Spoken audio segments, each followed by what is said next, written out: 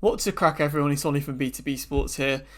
This seems like one of the most frustrating Viking losses in a long time, to be honest. The Minnesota Vikings lost 30-20 to the LA Rams last night in Thursday Night Football. Following this season's pattern, the Vikings got off to a very hot start.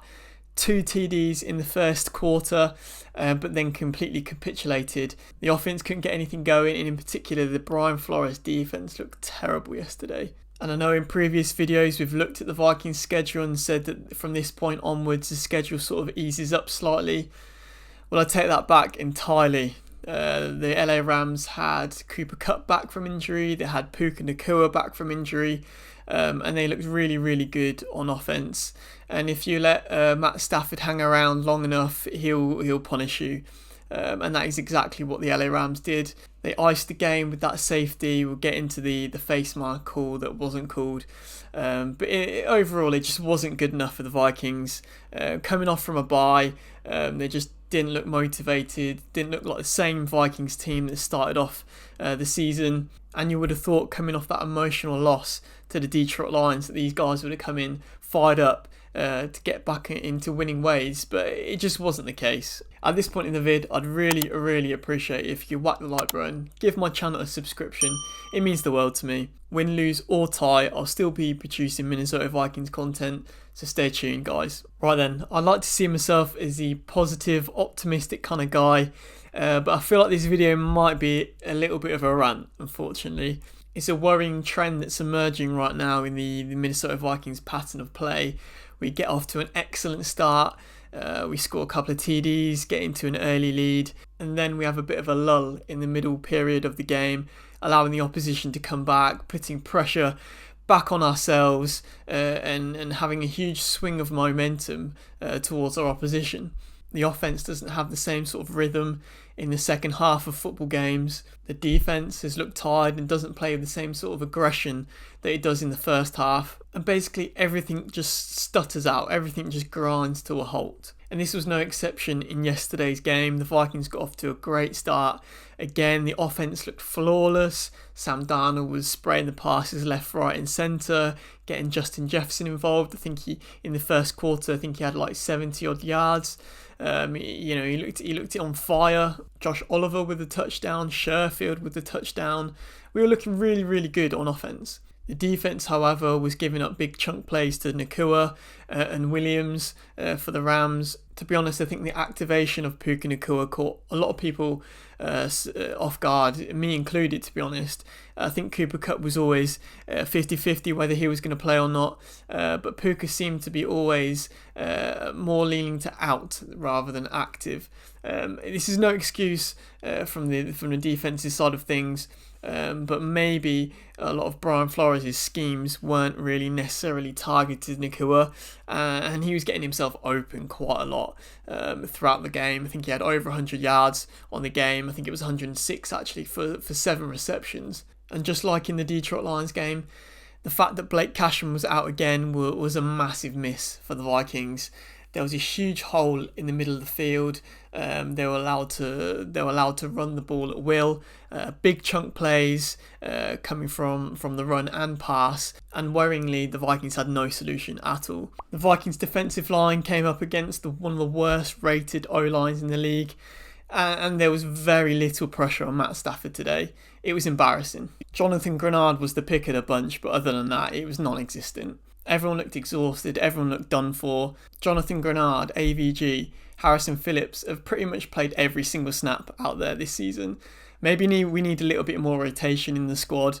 Maybe this falls on Brian Flores a little bit. And it was the killer penalties as well. We got in such good positions, 3rd and longs, put the pressure on the Rams, about to receive the ball back, and there'll be a stupid, silly penalty, and it would allow the Rams to have a first down in a critical position, and it just killed all sorts of momentum. The offense wasn't too much better either.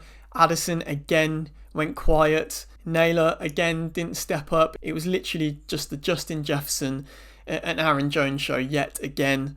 We need more guys to step up. We've got Hawkinson, we've got Reisner coming back, But these guys on the field now need to step up. You know exactly what's going to happen in the media now. The word fraud is going to be chucked about. Have they fell off it? We're definitely going to be buys at the trade deadline. We definitely need another defensive lineman, maybe a cornerback in there as well. Someone who can help out with the run, someone who can also get to the quarterback, but also someone who can just stop these chunk plays in the middle third of the field. I think it's so frustrating because we had such a good start, 5-0, incredible. You know, no one expected that.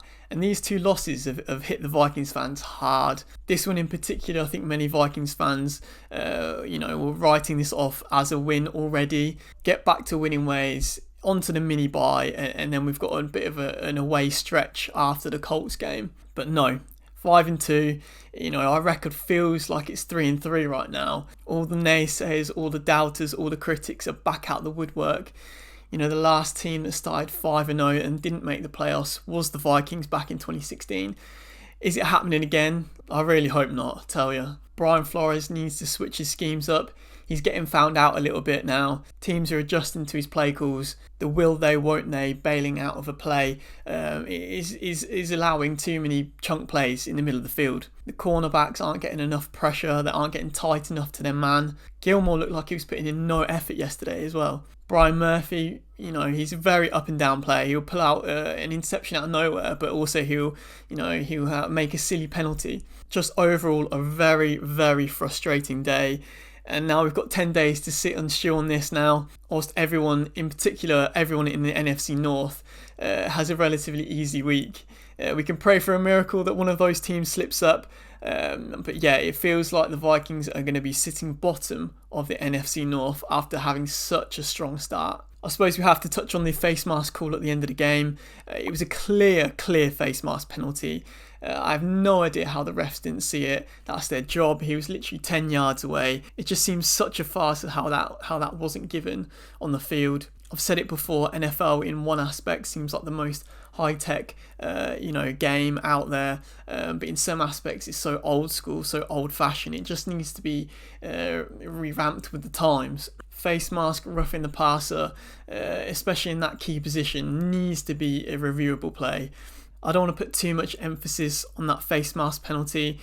Overall, the Vikings just played badly, and we deserve to lose, to be honest. There's no way of knowing whether the Vikings would have drove all the way down the field with 1 minute 30 left on the clock and then scored the 2-point conversion to tie the game up. There's no way of knowing that. And the way the Vikings were playing yesterday, it was more than likely that wasn't going to happen anyway. We need to take a good look at ourselves in the mirror.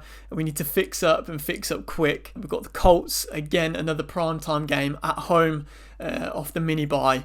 And we need to go on a roll because momentum is quickly swinging against the Vikings right now. The coaching staff need to fix up, the players need to fix up, and hopefully we'll be buys at the trade deadline. We'll bring in some key pieces to this defense, and hopefully Hockenson and Reisner can go on next Sunday, which can help the offense, in particular Sam Darnold down that middle of the field as well.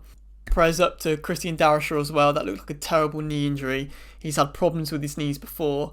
I'm hoping, I'm praying for the best outcome, and he's not going to be out for too long, but that'll be a huge miss if he's out. Questenberry is not on his level. You could see it instantly. As soon as he came onto the field, he's getting pressure from that rookie, and Sam Darnold will be under a lot more pressure going forward because of that. But there you have it, Vikings fans. There's my rant. It was a bit of a different one today. I didn't really run through the big plays in the game, just a bit more of a discussion in this one.